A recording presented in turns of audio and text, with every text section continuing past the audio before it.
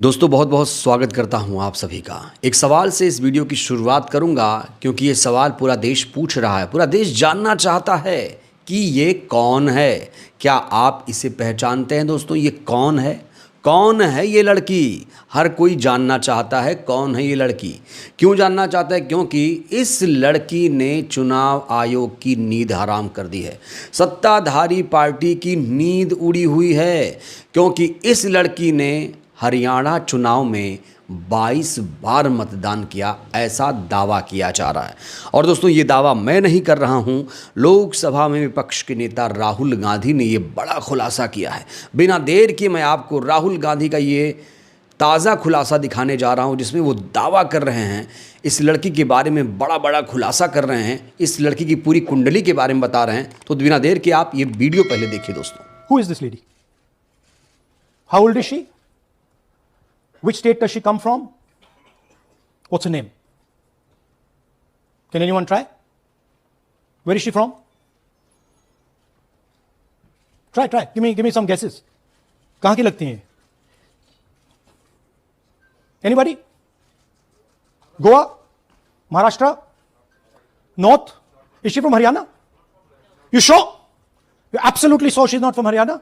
Okay, but she votes 22 times in Haryana. And she votes in 10 different booths in Haryana. And she's got multiple names: Seema, Sweetie, Saraswati, Rashmi, Vimla. Now what's interesting about this and why I'm opening with this slide, go back please. Why I'm opening with this slide is because this happens in 10 booths. That means that this is a centralized operation. That somebody fed this lady into the electoral list at a centralized level, not at the booth level. Just like Anand and just like Mahadevapura. So last guesses, I'm going to give a prize if anybody can guess this. Anybody? She's from Brazil. She's a Brazilian model. That's a stock photograph, and she is one of 25 lakh such records in Haryana. This is proof of a centralized operation. I'm going to show you, if you just scan that, which I'll do just now. If you scan that,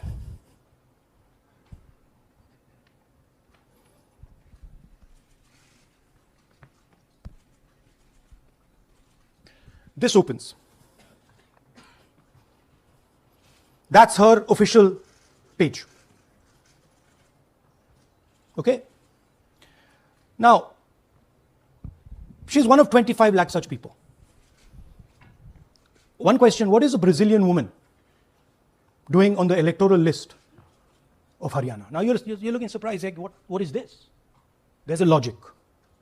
There's a reason. तो ये एक लड़की 22 लोगों पर भारी है, क्योंकि इस लड़की ने सीमा, स्वीटी, सरस्वती, रश्मि, बिमला के नाम से 22 बार हरियाणा विधानसभा में मतदान किया है। 10 बूथों पर जाकर मतदान किया है, कई नाम का इस्तेमाल किया है। यहाँ इसका वोटर आईडी, इलेक्टोरल लिस्ट में इसकी वोटर आईडी भी आप देख सकते हैं। जब आप वोट डालने जाते हैं तो आपको ऐसी ही पर्ची मिलती है, यहाँ आप देख सकते हैं। तो इलेक्शन कमीशन का ये डेटा बता रहा है, ये दावा किया जा रहा है कि इस लड़की ने सरस्वती, कविता, कलावती, दर्शना, गीता, किरण देवी, पूनम, मुनीश, सीमा, बिमला, स्वीटी, सरोज, सुमन, रश्मि, सुनीता, सत्यवती, गुनिया, अंगूरी, पिंकी, बिमला, अंजू, मंजीत, इन नामों से इस लड़की ने हरियाणा विधानसभा चुनाव में मतदान किया, ऐसा दावा राहुल गांधी ने आज किया है। और राहुल गांधी ने जैसे ही ये खुलासा किया, तुरंत चुनाव आयोग का जवाब भी आ गया है। दोस्तों चुनाव आयोग का जवाब भी मैं आपको दिखाऊंगा, लेकिन सबसे पहले इस मुद्दे पर बात करना ज़रूरी इसलिए है क्योंकि देखिए बिहार में विधानसभा का चुनाव होने जा रहा है और राहुल गांधी ने इस खुलासे में आज सबसे बड़ा खुलासा ये किया है कि 22 लाख वोट चोरी हुई है। हरियाणा में 22 लाख वोट चोरी हुई है। दोस्तों ये मुद्दा कोई छोटा मुद्दा नहीं है। अगर लोकसभा में विपक्ष के नेता, विपक्ष की आवाज़ माने जाने वाले राहुल गांधी ये ऐलान करते हैं, ये खुलासा करते हैं कैमरे के सामने कि हरियाणा में 25 लाख वोट चोरी हुई है, तो फिर इस मुद्दे पर गंभीर हो जाना चाहिए। दोस्तों इस हेडलाइन को देखिए आप। राहुल गांधी का आरोप, देश भर में वोट चोरी, हरियाणा में 25 लाख वोट फर्जी पड़े, इलेक्शन कमीशन पर बोला हमला। तो वोट चोरी को लेकर एक बार फिर से राहुल गांधी इलेक्शन कमीशन के सामने आ चुके हैं। इलेक्शन कमीशन को खुला चैलेंज कर दिया है और साफ तौर से कह दिया है कि इलेक्शन कमीशन वोट की चोरी करवा रहा है। ये खुलासा इसलिए महत्वपूर्ण है, ये खुलासा इसलिए अहम है, वोट चोरी का मुद्दा इसलिए अहम हो जाता है क्योंकि बिहार में दोस्तों वोटिंग हो रही है, बिहार में चुनाव हो रहा है और जैसे महाराष्ट्र में वोट चोरी हुई वैसे हरियाणा में वोट चोरी हुई और कहा जा रहा है बिहार में भी ऐसे फर्जी वोटर्स बनाए गए हैं जो बिहार में भी सत्ताधारी पार्टी को वोट करेंगे। इसलिए राहुल गांधी का ये खुलासा अति महत्वपूर्ण हो जाता है। अब चुनाव आयोग ने इसको लेकर दो टूक जवाब दे दिया है। चुनाव आयोग ने इन सारे आरोपों को निराधार बताया, दो टूक जवाब दिया। इलेक्शन कमीशन ने फिर से राहुल गांधी को वही जवाब दिया जो उन्होंने इससे पहले दिया था। आपके माध्यम से मैं ये भी कहना चाहता हूं, अगर 7 दिन में हलफनामा नहीं मिला तो इसका अर्थ ये सारे आरोप निराधार हैं और हमारे मतदाताओं को ये कहना कि वो फर्जी हैं, इसके ऊपर जो भी इस बात को बोल रहा है उसको माफी मांगनी। तो जैसे ही विपक्ष नेता राहुल गांधी ने इलेक्शन कमीशन पर हमला बोला, तुरंत इलेक्शन कमीशन ने उनके सारे दावों को खारिज किया, आरोपों को निराधार बताया। इलेक्शन कमीशन ने कहा है कि राहुल गांधी का वोटों में हेरा फेरी का आरोप निराधार है और हरियाणा में मतदाता सूची के खिलाफ कोई अपील दायर नहीं की गई। एक से अधिक नामों से बचने के लिए संशोधन के दौरान कांग्रेस के बीएलए की ओर से कोई दावा आपत्ति क्यों नहीं उठाई गई। ये भी कहा गया कि बूथ स्तरीय एजेंट या बीएलए राजनीतिक दलों की ओर से मतदान की निगरानी और किसी भी तरह की अनियमितता को चिन्हित करने के लिए नियुक्ति किए जाते हैं।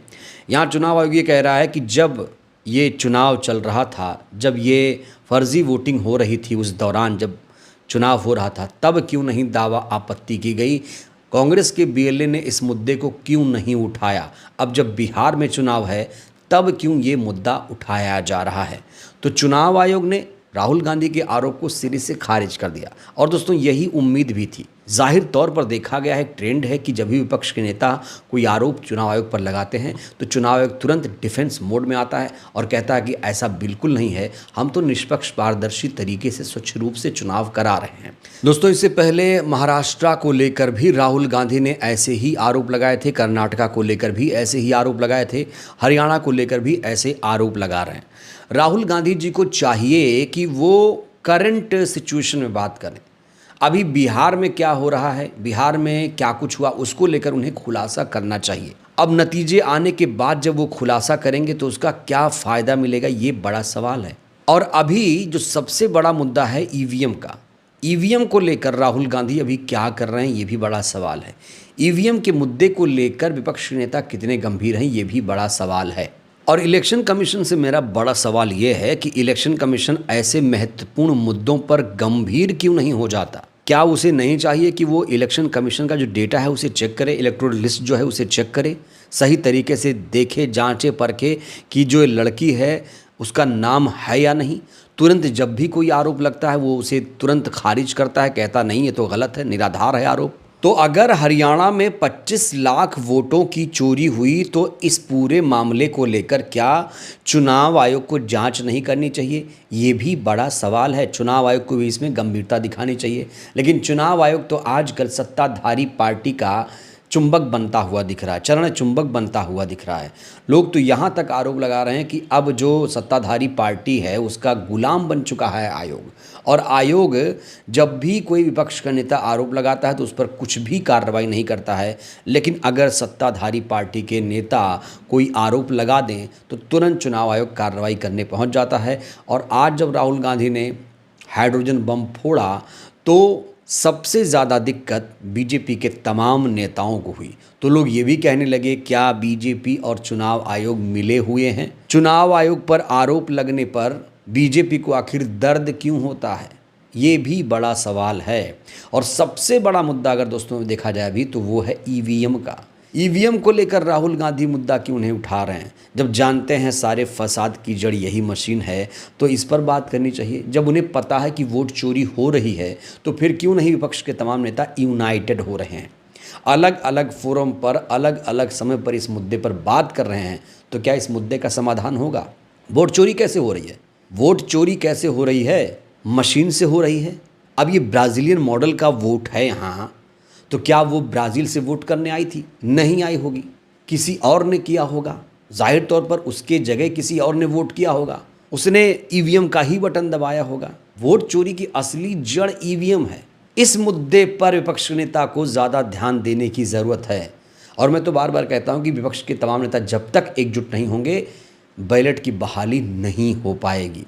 अलग अलग बोलेंगे, कभी पुराने मुद्दे उठाकर लाएंगे। हरियाणा पुराना मुद्दा हो चुका है, वहाँ सरकार बन चुकी है। बिहार को लेकर क्या डेटा है, क्या चोरी हो रही है, ईवीएम में कितनी सेटिंग हुई है, इसको लेकर पहले खुलासा करने की ज़रूरत है। चुनाव के बहुत दिन के बाद अगर कोई आरोप लगाता है तो दोस्तों उस मुद्दे का कोई महत्व नहीं रह जाता है। तो अभी विपक्ष को चाहिए कि वो जड़ पर चोट करे। अगर वाकई विपक्ष के नेता बैलेट को लेकर सीरियस हैं तो उन्हें ईवीएम को लेकर आंदोलन करना चाहिए, तभी जाकर वोट चोरी के मुद्दे का समाधान हो पाएगा। बहरहाल दोस्तों इस वीडियो में इतना ही। आज राहुल गांधी ने जिस तरीके से इलेक्शन कमीशन पर हाइड्रोजन बम फोड़ा, राहुल गांधी के इन आरोपों से आप लोग कितने सहमत हैं? क्या वाकई विपक्ष को अब ईवीएम को लेकर एकजुट हो जाने की ज़रूरत है? क्या राहुल गांधी को अब मशीन पर ज़्यादा फोकस करना चाहिए? राय दीजिएगा। बहुत बहुत धन्यवाद।